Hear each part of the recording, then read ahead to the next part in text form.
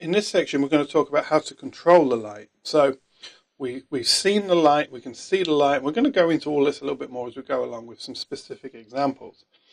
But now we need to think about controlling the light. So what's the different ways we can control the light? Well, there's three main ways. One, you move your feet in relation to the light. Two, move your subject. Three, move the light. We're going to go into each of these now and explore how, with some examples, how we would do that. Moving your feet. This is often the quickest solution, and it's useful for when you're using fixed light sources like the sun. You can't move the sun. Sometimes you can't move the subject, but a slight movement of the feet will change the light and it will change the composition of an image. In this image, what we've got is the sun is really hot and really hard. This is a bright sunny day. So what we've done is I've made sure that I have a background behind, and we've lost the highlights a little bit on the hat, but I wanted to use this as a sample picture of really tough conditions. We've got the sun streaming behind the subject, which you can see coming through the girl's hair, and you can see on the top of the baby's hat. Remember, this is candid photography. This is not a commercial shoot. This is just walking around, grabbing a picture as you see it, which is what we're really trying to teach here. We're not trying to be perfect, we're trying to be creative. So what I've had to do is I've had to make sure I've got a black or a darkish background behind her. Otherwise, if the sky was behind her, it'd be so bright her head would disappear. So I've moved my feet until I've got the best background I can get to actually make sure I've got something dark that then highlights the hair. So I'm lighting with a rim, and I'm making sure that I've positioned myself in just the right place that I can get a darkness to the background and still capture the highlight. But because it's a bright sunny day, as you can see, there's not a great deal of light falling on the faces.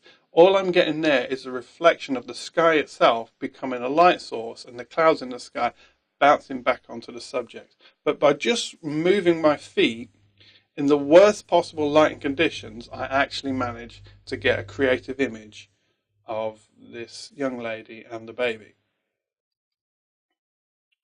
Now here's another image. Again, you can see from the shadows, we've got a hard light source. And I've processed this with quite a bit of noise. But I had to move my feet. And the reason I had to move my feet was because I love the look that I'd managed to capture here. But what you can't see in the background is the buildings. So by just dropping down a little bit, dropping my angle, shooting up a tiny bit, and making sure my background is right and I've got the background that I want, by moving my feet, I've controlled what's in the frame and I've controlled where the light is hitting the subject, in the sense of my camera is moved to the place where I like the light, where the light actually makes sense to me. Now this image here was a charity event. Now there was stage lighting, and this is the composer. So as you can imagine, normally he would have his back to the audience. So how did I get this shot? Well, I had permission to go behind the back of the stage and shoot down. So by moving my feet, I could then move into a position, and then I watched. And we're going to talk about this in a little bit later in the composition and finding a stage for your image. But I watched and watched, and I was watching his movements, and I'd found the light. So all I had to do now was sit there and watch and wait for that dramatic moment, wait for that expressive moment and capture it, which is the result you see here. So just by moving my feet, I had no control over the light. I had no control over the subject. The only thing I could control was the position of where I was standing, position of my feet, location of my feet. But by using that intelligently and by just moving myself to a place where the light was good and the action was clear, I could get this image. So let's look at moving your subject. We want to place them in the best spot. And this is best when used with the last principle we just shared with you of moving your feet. So sometimes we have to move the subject. So let's look at some examples of that to understand that. Okay, in this image, again, we've got harsh sunlight, and you can see the texture in the wall, and you can see the highlights on the edges. So you've got this really harsh light coming through. So that's a really difficult light to take a portrait in. But what I noticed was this wall had a lot of really bright elements to it. So I moved the subject closer to the wall, and the wall then bounced the light back into the side of her face. So if you look here, on her right hand side of her face, you've got a little bit of light jumping up. And all I've done was I've just asked her to turn into the wall a little bit until the light bounces and hits. So the light's coming from behind, bouncing off the wall, and bouncing back into and lighting up her face. So now we've got harsh conditions, we've managed to capture this image. With this image, what we've had to do, we've taken the bouquet and we've moved it into the light. So we've now moved it into the available light. There was no additional light, as memory serves, with this image. In fact, this was a really dark place. So I've now moved my subject, which is the flowers, next to the candles and into some light, a little pocket of light that was actually available. And now I've got this image. So don't be frightened to move things in your composition. Don't be frightened to adjust things in the composition. Some people have this idea that you mustn't touch anything. It must be as it naturally is. And that's a rule. That's an arbitrary rule. It doesn't matter. You move your subject. When you're a commercial photographer, you know you move your subject and you move it into the right place. But it's the same with candids. If you find something that looks nice, but maybe it's not in the right light, move it into the right light. Move it into a nice spot where the light is actually going to bring out the subject, and then create your own image, as we've done here. Now this was a candid, but it was a commercial photography shoot, and this was a TV presenter who was doing some promotional work for QuickVit. Now what we needed to do with him was we were shooting, this particular shot was shot with no artificial light, so it was available light. But what we've done, as you can see, he's sitting in shadow, but there's a bright sky, not direct sun, but there's a bright cloudy sky. And what that means is we've got a nice large light source. The whole sky is a large light source when it's lit up and the sun's not in it. So we've got a massive light source, cloudy sky, beautiful, beautiful photography light.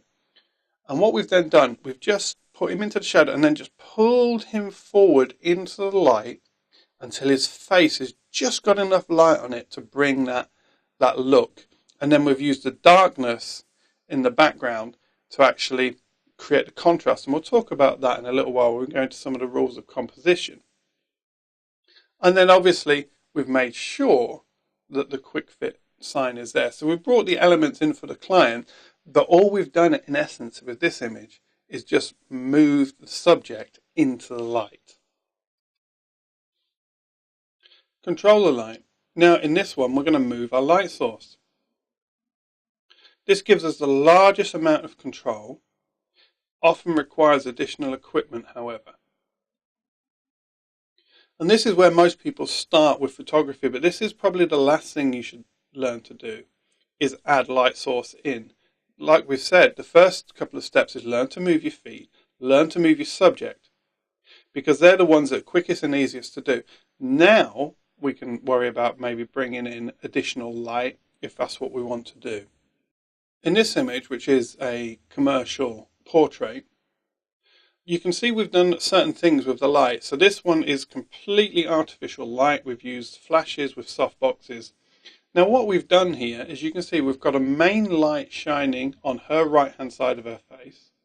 We've got a little bit of fill on the other side, but there's only a little bit. We wanted a little bit of darkness to bring out those cheekbones. We wanted a little bit of texture. We didn't want to soften it completely with her face. And then what you can see as well is we've got a rim light or a hair light behind her, sitting behind her, which is bring that light back through the hair. And it's that little sparkle of light through the hair that just lifts that image. And then what you're seeing here is you're seeing all these combinations of light. You're seeing all these different bits of light working to reveal the subject.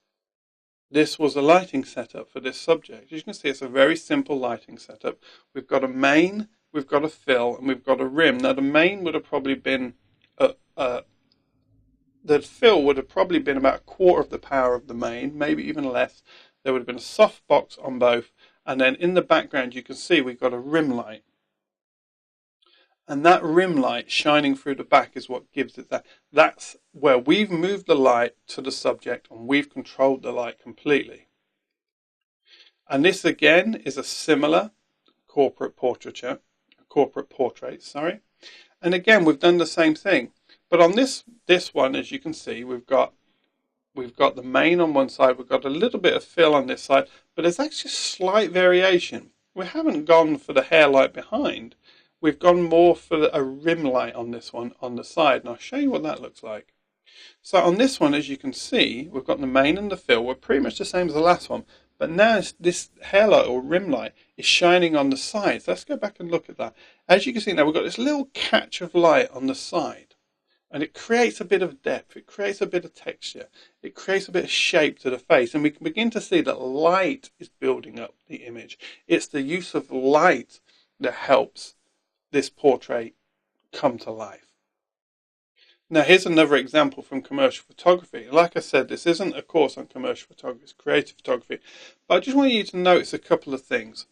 Even with a commercial image like this, we're trying to create contrast. We're trying to create shadows and highlights. So on this, for instance, the way we lit this was we bounced some lights up into a white ceiling. That became a large light source, and that gave us this lovely little soft highlight across the top of the furniture. And because we were doing it that way, we then lit from the front and the side. They were quite even, but that little bounce up the top gave us a highlight on the top, but also allowed us to have a little bit of shadow underneath. Now we've created shape. Now we've created texture. And now you can see that the image, you can see the shape, you can see it. And all we've done is done that by shaping the light, by controlling the light. So I hope you begin to see the importance of how light and understanding and seeing it, controlling it, shaping it, helps us create images.